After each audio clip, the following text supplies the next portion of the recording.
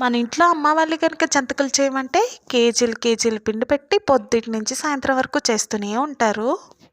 కానీ ఎంత ఓపిక మనకి లేదు కదా, అందుకే ఈజీగా 2 కప్పుల పిండితో త్వరగా అయిపోయేలాగా జంతికలు ఎలా చేసుకోవాలో చూపిస్తాను.